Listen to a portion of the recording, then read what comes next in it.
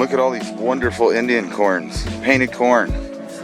Wow, that's amazing. And these are all from your place, huh? Yes, they are. That's all amazing. The seed. All from that. And it comes out in all of these colors like this. That is amazing. That's how it expresses. I'm going to talk about a little bit about the corn in my talk, the first thing, very beginning. Awesome. I'm going to be holding an ear. An experiment in high alpine sustainability, incorporating permaculture, alternative energy, alternative building, and design. So join me in welcoming Diamond, who'll speak with us today as our keynote speaker. Thank you.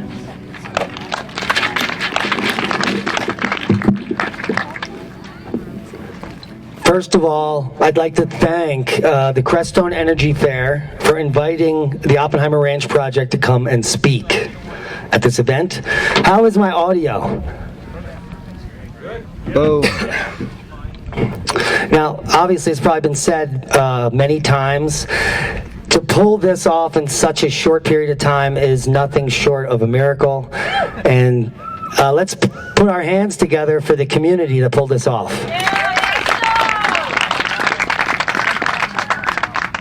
And there's the homeowner over there, so. Now, if you passed our stand, you saw that we had some of this amazing painted mountain corn, which is some of the most genetically diverse corn on the planet. And it was created by collecting as many indigenous varieties as possible and cultivated in the most extreme climates of Montana and Wyoming. And this is the result. And so what I'm holding here is truly my Independence Day. And you should be holding something similar in your heart, it's my opinion. The genetic diversity, the work, the time and the effort, the communities that were collected into this final product, in my opinion, is something that's happening here in Crestone, independent of all the world problems that we're seeing. Many people out there, I'm sure, are feeling that the planet we live on is falling apart. Raise your hands if you're with me. Now, and this is on many fronts, the political front, the dogmatic front, and now, for those of you out there that don't believe me, we've been living in a slave nation or a slave world for quite some time. And it's my humble opinion, as a part-time conspiracy theorist, that this all began sometime way back. And I'm talking probably the real information war, and I'm sure, can anyone even see this first slide I have up here on the left? All right, well, you need to rewatch this, because this slide, if you could see it, is describing the illusion of choice. And that basically says that every single media source that now you can watch that's mainstream, including hundreds of newspapers and thousands of television stations and even tens of thousands of radio programs, are controlled by just 6 multinational corporations. Now, these multinational corporations have gotten so big that they've gotten really good at pulling the wool over everyone's eyes. And that is the illusion of choice. So if the media is controlled by just 6 corporations, and those corporations, because of something that happened in our government recently, are now allowed to vote with their dollar, then you get the next slide that I'm going to put up here. And that basically describes crony capitalism. And for those of you out there that don't know what that is, it is a type of capitalism that we have now reached, where these 6 multinational corporations can literally spend their profits, make the common man poor, as well as keep us divided at the same time politically. Now, there are people that are on the political left and the political right. There are people in the middle, and they all agree on clean water and clean air and the freedom to be free. They also want clean food, and they want transparency in their government. But but we've gone way beyond that. We've gone way past the point of no return. And those of you that are awoke or awakened, in my opinion, can see this ever more in the media right before your very lives. In the mainstream media presentations that you're being fed, not necessarily for your benefit, it's simply for the detriment of the divide. Now, this division is on purpose because it drives the policy. And I'm pretty sure everyone out there knows that, I mean, I worked in the green movement for decades, fighting to stop polluting. And then that got twisted into something called carbon credits, which has nothing to do with pollution. Because the last time I checked, carbon dioxide was plant food. And since carbon dioxide has been rising on our planet, NASA has even confirmed the greening of our Earth. And so the dilution that has been created by the mainstream media that is now brainwashing everyone that plant food is somehow a pollutant is now accepted by many tens or hundreds of millions of people on purpose. And now it's being played out because we're at an election cycle. And they'll tug at your heartstrings about plant food, and you'll get to pick sides. Now, if you're old like me, I'm about to be 50, you're going to realize that it doesn't matter if the left or the right is chosen, because the planet that I've lived on has continued to be destroyed. The oceans continue to be polluted. The chemical fertilizers, pesticide runoffs, destroying our ecosystems is beyond reproach. It's not going away, it's getting worse. We still bury billions and trillions of tons of our refuse in piles. And we often do it next to native reservations so that the pollution runs their way. It's disgusting. And the powers that be have humanity bickering against each other as opposed to coming together, which is what this fair is about, and which is why I'm so moved to discuss the way I feel. Because I believed the lie for a while until I dedicated my life to researching what's really happening. And so, no, that's just my rant on the politics and the nonsense. So I want to talk about the solutions and why everyone's here. And the three topics that were discussed prior to my discussion are the most important topics we need to be discussing as a group, as humanity. Does everyone agree with me? So where do we stand now as far as alternative energy? These politicians have divided us on what we believe about alternative energy. Decades ago, many people like myself were under the opinion that renewable energies is the way to go.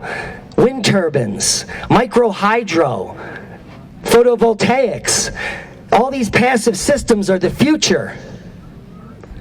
And here we are in the future, where we now have facts that they are burying wind turbines by the hundreds of thousands, soon to be millions, in fields in states like Montana and Wyoming. They're not recyclable. And they fail in a few years. So if we carry this out for a few hundred years, the entire planet is now covered in wind turbine blades, which are made of fiberglass, have no resonance time, and are unusable.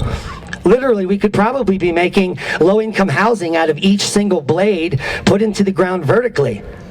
But no one has the ability to implement that. They're now burying those blades.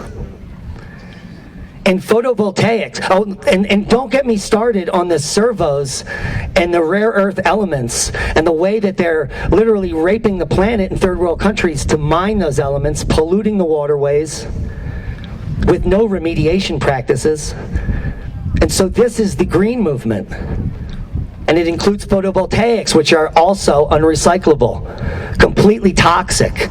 And that if everyone gets solar panels, in 100 years, the entire planet is going to be buried in fiberglass wind turbine blades and toxic solar panels. So we need another solution. And that begins with building community, starting small, like the projects in Crestone. And to continuously have discussions like this, where we're actually creating sustainable solutions using a model of resilience. Almost nothing I described in the green movement considered any of that. Have you all considered that, what I just said? Yes. So now here we come to the next slide, which you can't see. Which is quite unfortunate, because it describes resilience. Now, everyone in Crestone knows about that, and people that have small or off-grid homes know they need redundant backup systems for getting things like energy that they need to run the things you need. The signs around the fair here, like at the food stand, say, take as much as you need. A lot of people don't even know what that means. Well, don't I need it all? So there's a new world and a new paradigm that what I like to call the sheeple really do not even comprehend. They're so brainwashed. But just some of the strong points of resilience and things that come out of Crestone. How about the idea of multiple water sources? Yes. You know, yes, our main cultures think that water comes from the tap. Because a lot of kids I meet think that eggs come from the grocery store. So there really needs to be a new paradigm, which is beginning here, 31 years later. It's still like the very first Crestone Energy Fair, where everything is relearned for the first time. We need an emphasis on passive systems. This takes ingenuity, and it takes time. If you have a full-time job, many of these breakthroughs won't happen, which is why we need fairs like this Crestone Energy Fair. I hear the vision that there are going to be projects going on here utilizing gray water and these passive systems that can be experimented with. Now, my partner and I have been experimenting with these systems for 6 years now, and it's very important to do the experiments, because when you're learning about permaculture and geothermal energy, you need to test all the parameters to come up with the real solution. Earthship technology is great, but it's so labor intensive. So do you make it out of straw bale? Do you use earth domes, aircrete, hempcrete? These are all very understudied topics. And this is probably a community that has some of the most amazing knowledge on these topics. So first of all, give yourselves all a round of applause for being awesome.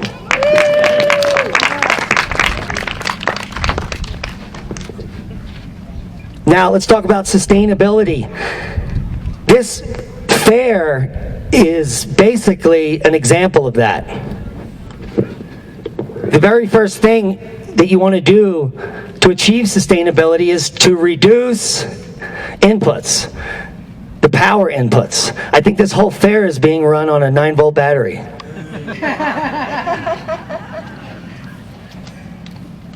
And you need renewable energy production.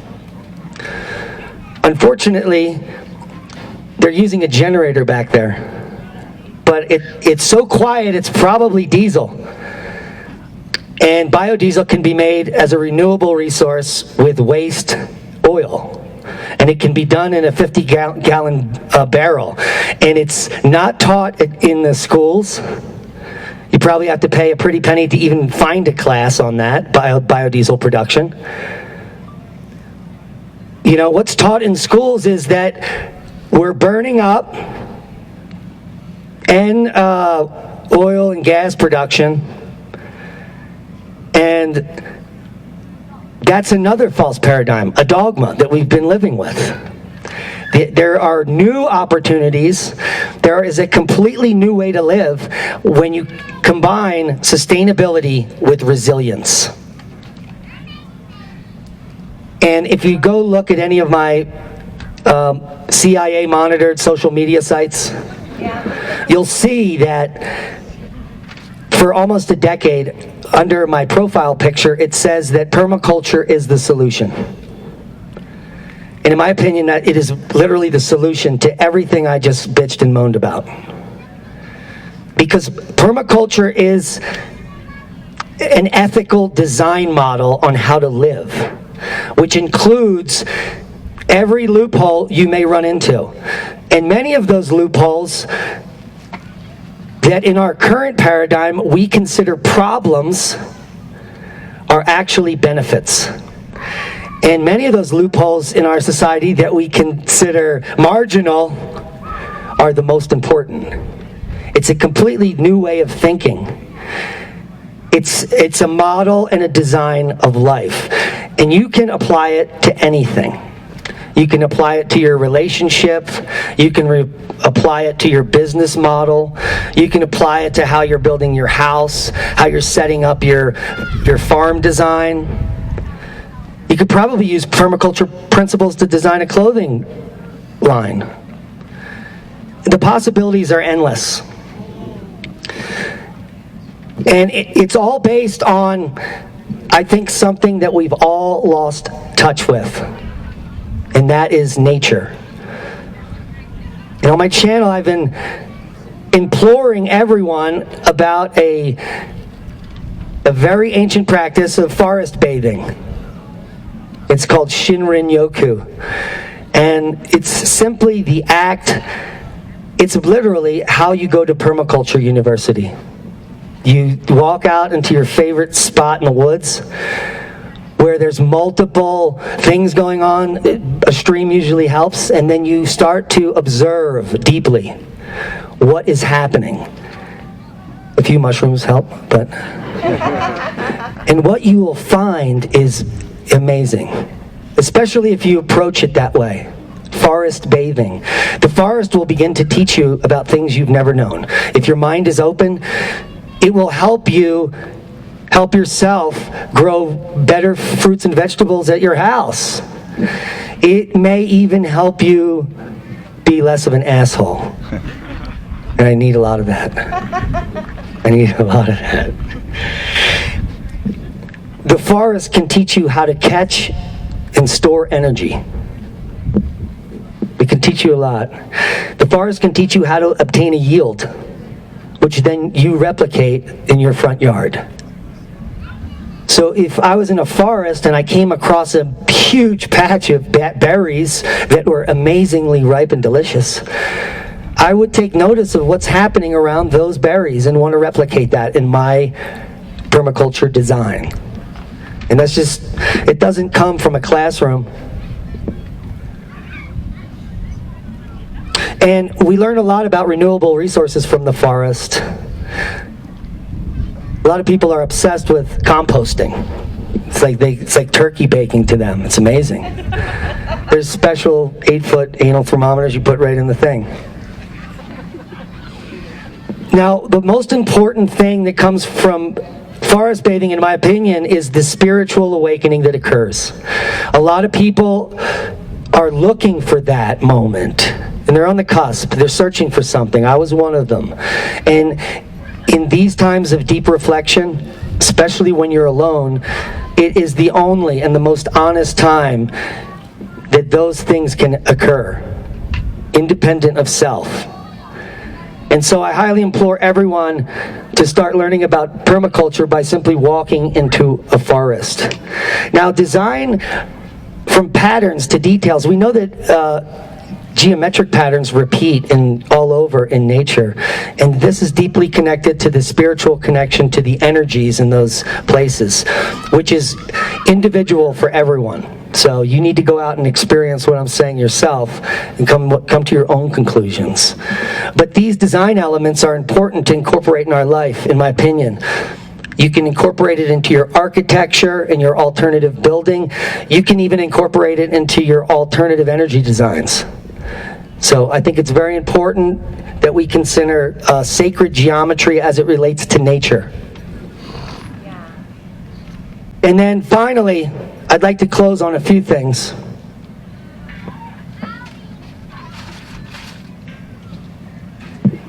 And then I'd like to take some questions from the audience so I could bloviate a little more, if you prefer.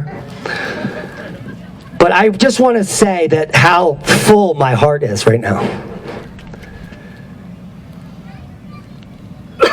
And the power I get coming to events, especially with my partner, who I love, and sharing our abundance with good friends and strangers that have big hearts. And because these are, I think, some of the lessons that we are not being taught. That the easiest thing we can do as humans is to listen, to be open-minded, and to give as much as possible for the greater good of the entire planet. And I believe that the Crestone Energy Fair is the manifestation of that ideal. And so each and every one of you that came out tonight, you're now a beacon of hope that will radiate out from this place and spread the love and the community and the ideas of how we can be more deeply connected as a community. Thank you for letting me speak. It's been a good ride. Let's start the party.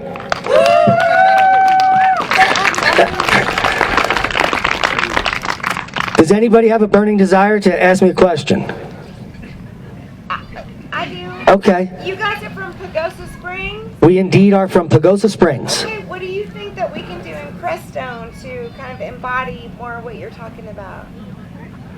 You know, we learned a lot, and you learn a lot from your neighbors and your community you're in. The road that we live on has a network of like-minded people that are really into sharing and bartering, and we all have unique skill sets. If you can get people in your community to maybe create a list of those skill sets so that everyone in the community could have access to see what people are willing to barter or share, you can then start to create an amazing economy. And a lot of people are against growing cannabis. I want to encourage everyone to take their legal rights to grow this. It's a weed. It's so simple to grow. You're allowed to have 3 flowering plants per person, per parcel, or whatever the law is. And this can be utilized as a trading device. It's literally like growing thousands of free dollars. It teaches you also how to become a better farmer. And cannabis, and one thing they're not telling you, those pricks, is one of the best nitrogen fixers on the planet.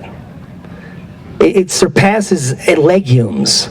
So you keep the roots in the ground, cut your cannabis off, throw your money in the basement after you dry it, and continue. I mean, this is really a God-given right that I think everyone should be using. I tip like contractors that come to the house because they have to pay money for their weed.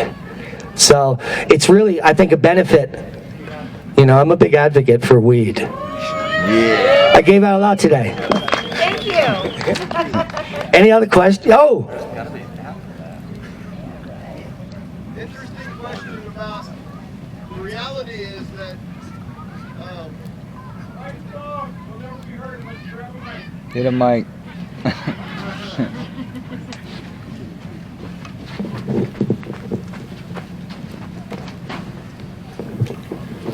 so if the planet is shifting for whatever reason, the centralized systems are destined for failure, if not already failing. So obviously decentralization is the way to go. But there's a point I found where we decentralize so far that we're not functional, and we're then driving back towards community, tribe, village, whatever the word. You want thoughts on that topic? Yeah, good point. That was the Armageddon question. All right, so any of you that follow my channel or just are science nerds, we're in the bottom of a solar minimum. It's an 11-year cycle. It happens to be the 4th consecutive solar cycle dropping lower and lower, less solar activity. We just came off of a solar max in 2016-ish when the temperature peaks, because there is about a 15-year lag from when the sun peaks and the heat on the earth peaks. The earth heat peak was around 2016, but prior to that, the sun had already begun shutting down. And NASA's new and NOAA's new prediction is for it to continue to reach a 0 point where there will be no sunspots for an extended period of time, which begins around 2032, where we'll be at no sunspots for decades. Now, last time that happened, a huge portion of the planet died in horrible conditions, and there were plagues and other things. So that is a future we could be entering starting now. Now, at the same time, the magnetic field of our Earth is rapidly weakening. It began happening around 1900. It ramped up in the 1960s, and it's been exponentially weakening every decade. There's only one source of data we get. It's the World Magnetic Model. It's put out every 5 years, and so we don't get another one for 5 more years. But they've had to readjust maps already because the poles are shifting. They're moving rapidly. The North Pole's headed towards Siberia. The South Pole's already off the continent of Antarctica and headed towards Indonesia. So this is another weakening. So the things that I'm saying is going to lead to the breakdown in the infrastructure of the planet before your very lives. The first thing that should start to happen is solar flares with a weakened magnetosphere that take out the grid. And it'll be local grid blackouts, maybe cities or quadrants of countries that might be dark for months or years. And then they will fall into like third world hell chaos. So get out of the cities. And you need to be in rural safe places, because if the lights go out here, then you light the torches and you're having a rave. I mean, it's that simple. There's a lot of safe places you can be. But the ultimate thing is that so the ruse has been happening since the 1940s. NASA was created for disinformation, and the CIA came out of that. And then the rabbit hole goes deeper. So please do your own research there. But what's happening is a disinformation campaign. The countries and the powers that be know that these catastrophic events are approaching, and they may use it as fodder to start a war or local wars using EMP, where they could falsify a flare and take out a whole country. So this is another consideration I'm sure Donovan has. So I think it's important to be in a rural area, in a city where the entire city is literally capable of restarting and reorganizing as a community, which Crestone has been practicing to do for 31 years by these events. I think there might be some divisions in bigger cities where I live, like Pagosa, where there's thousands of people. But huge cities are all that's just off limits, like Mad Max shit. But like I said, Leah and I live on a dead-end road, and we already have a network and a community. We can block the road off. We can become our own Valhalla Valley. I mean, there's so many guns in Colorado. So there's that. Go ahead. And so do you really think the cities will be Mad Max, or do you think that at a certain point, humans are actually smarter than that, and it's not the majority of us that are going to go Mad Max, and we might actually hold it together, and suddenly, I don't know. In a big city? Yeah. Well, usually what happens in a big city, the water stops and people all get giardia and start pooping. It's terrible. Fair enough. Oh. Concession, my man. It's not going to ever be roses there. Too bad, you're right, sorry. I need power in a few months, and I was planning on getting panels. Like, what is a better alternative if I'm not making my own biogas? Panels is the only alternative for people like us, but not for the whole world. That's ridiculous. If we all, we've powered businesses on panels, it would be dirty quick. If you want a safe place in a rural area, I would say get an amazing solar generator like the Bluetti. This is quite an investment. You can run an entire house on a little box like this for $2,000, and all you need is 2 or 3 solar panels to charge that up every day. And so you're limiting your footprint. You're not going balls to the walls, as they say. And so that might be the best alternative in the near term. And then while you learn how to make biodiesel, and you practice and you screw up, stuff like that. So What was that, Blue Eddy? the Bluetti is a very high-end solar battery. Can you spell it? Bluetti. I like that. Got it. Yeah, it's being used right now on our neighbor's property. He's running a freezer on it and everything else in 2 trailers on just 3 panels. So what are these guys doing? Let's party. Any other questions? What's your price per watt? Straight up. We got it. Well, there's someone that is interested in maybe seeing if you'd be interested in a conversation. Yeah. Where it's more of a group dialogue. Yeah. Got a mic Okay. Thanks. All right, we're going to have some kind of a dialogue. This should be interesting. It should be. It will be. It's just me. Hello, so I shake hands, but I'm also social distancing. LARPy. So Diamond, I read your resume. A lot of respect for your work and your study. Thank you very much. So I just acknowledged the resume and the accomplishments of Diamond. We have volume there? Can we turn this on so people can hear? Straightforward? He's got it. Try now. Try it. Hello. Yeah. Yeah, we hear you. All right, so my name's Pamela Ramade. I'm also known in the Crestone community as Grammy Pammy. I live at the far end of the Baca in a very sustainable home that I built in '06 with the help and the assistance of many of the brilliant people who put together the Crestone Energy Fair. So thank you very much for that. I thought it would be fun, under the definition of dialogue, 2 or more people learning together, for me to share my question. And it's a genuine question, Diamond, and it's clarifying, and I want to promise you that no matter what you say, that you and I might disagree, and we probably agree on 99.9%, but there's a question I want to ask for the benefit of what I think is my sustainable community here, is that we are still living within a system called the United States. We are still citizens of one of the countries of the planet. We don't have the option yet to sign on. I'll be a world citizen instead of a U.S. citizen. So we're still, so far, U.S. citizens.